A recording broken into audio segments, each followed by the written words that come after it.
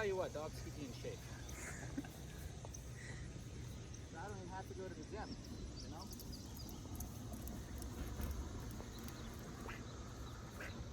Good boy. You see the flinch? That's why we do this. He's killing it.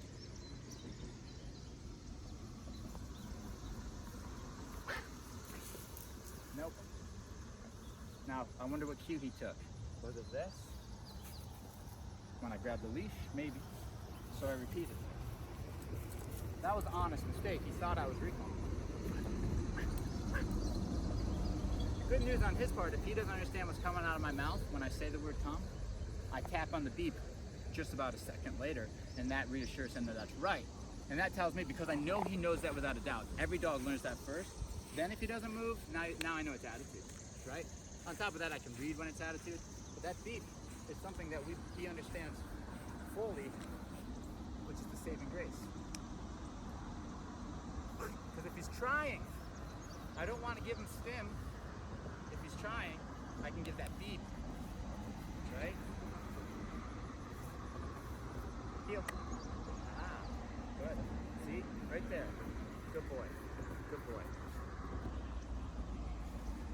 He's not, he's not ready for that because I haven't done that yet. He thought maybe that to come to me, then he stopped.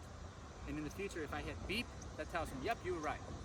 Right? Instead of having to correct and stop, and then him wondering, now in that moment, does that mean down? Are you correcting me for starting to come to you? Are you correcting me because you want me to come to you? You have confusion in your training. So that beep will clear it up. All the commands where I need him to get to my body, beep. Come.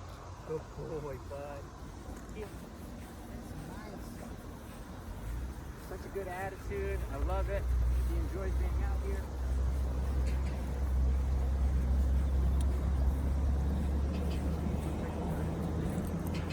Right? See if the dog's still paying attention. See if we can speed him up. Now my combination.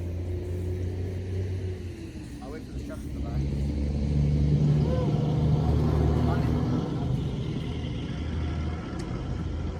Okay, the combination on the e-collar that we're going to be concerning ourselves with when it comes to moving with a dog off leash. Tone, beep, beep, beep. Stim, that's the correction for not moving fast enough or for not listening to the beep, whatever. So you can say come and then put fire under your butt. Come quicker. Come, drop that shit and come. So what I'm saying is we're going beep, correction for non-compliance, moving too slow, whatever. Beep again. And now it's on repeat. So sometimes we get into this moment where he's really far away and he's going slow and I'm going beep, stim, beep, stim, right? Okay, or beep, beep, beep, beep, beep, stim.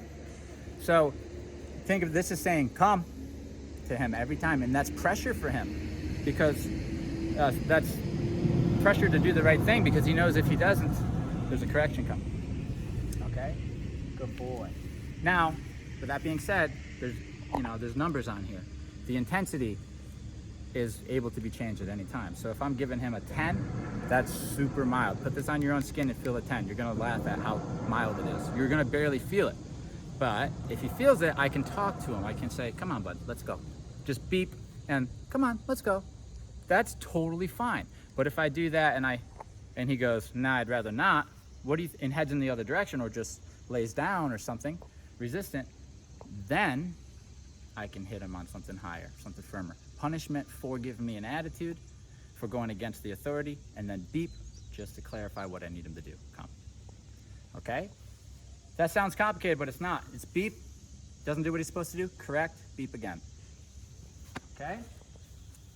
Clearest way, and it works, I want to say every time. I don't, we'll say 9 out of 10, but for me, it's 10 out of 10. And now if you operate like that, those moments will stop happening. He'll stop questioning you, because the thing that's being punished is when he questions your authority or completely, when a dog just completely goes against what you just said. It's the only time punishment happens is when they do something not supposed to. So it goes away. And then you start seeing a dog who just listens and there's no arguments, right? I don't want to catch you talking to the dog and trying to reason with a dog who doesn't even understand your language. Come on, let's go, it's time to go, and he's not doing what you want him to, and you're like, we need to go because of this and because of that. That is the quickest way to get a dog not to listen to you and to become what we call a rat.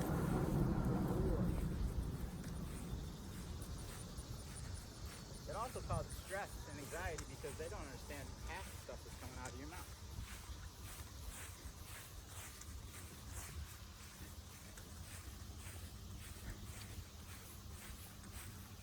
That's my good boy. Down. Good. While moving. Did you see that? Nope. Down. Next stage. Good boy.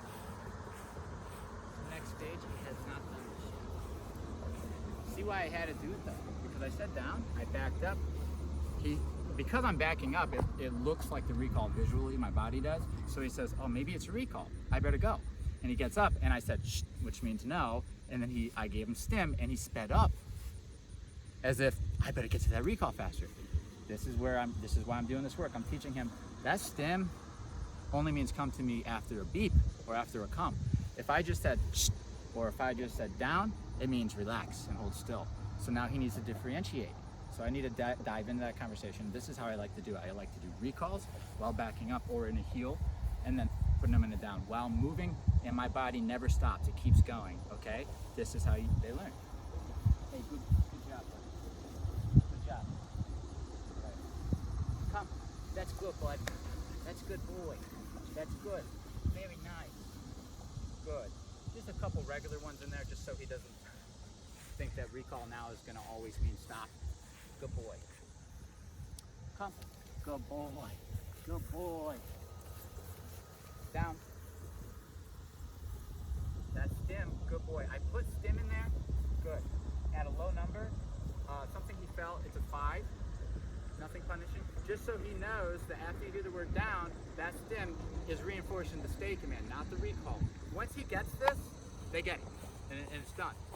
But every dog we go through and make sure we talk about that because it's a common, I've seen it for years in my own program and other programs where the dog would get confused between the correction for a moving, some type of moving command like recall or heel, or a stay command. And a lot of people have learned ways to fix this now, and this is the one way that we use to fix it and just clear it up for the dog. Okay? Break. Good boy. That was awesome. Down. Very good boy. Proud of you. Watch my body. Ready? No. Good. Let me tell you what I'm doing here.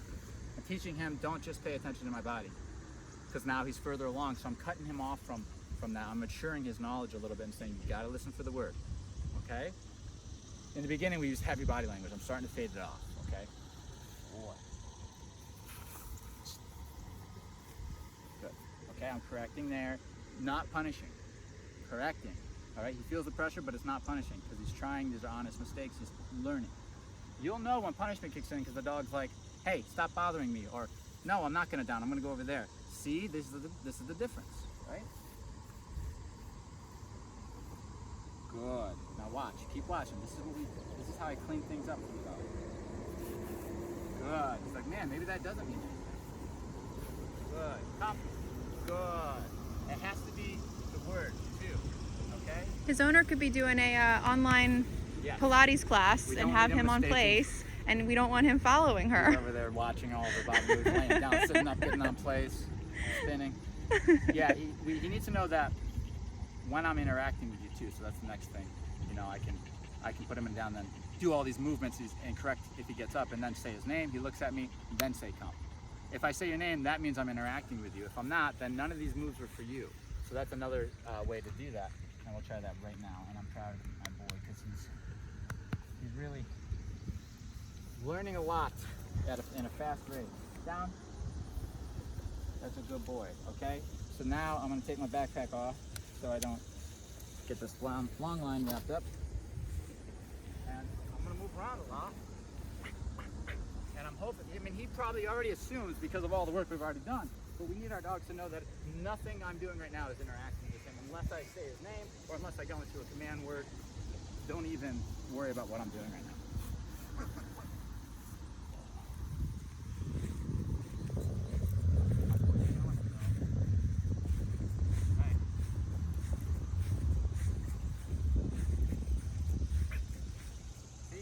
good at this. He's giving me those blinks that's like rolling his eyes at me like, I'm not watching you. And that's when I know he's getting it. He's actively ignoring me. And then, Brody, come. Good boy. Boom. Okay? Now I need you. Now I said Brody, he looked at me, I said come. Okay? I didn't say Brody and then he just came to me. Brody doesn't mean come or any of the other commands. Brody means look at me and we'll start talking. We'll go from there. I'll give you a command. Okay? So if your dog's already looking at you like this, then don't say its name. Just give it it's already looking at you. Okay? I'm trying to keep you from saying, Brody come, Brody down, Brody sit. And now Brody is the first thing he hears before everything. So you train your dog, you're just gonna say his name and he's gonna start cycling through the behaviors. Woo, it's funny stuff.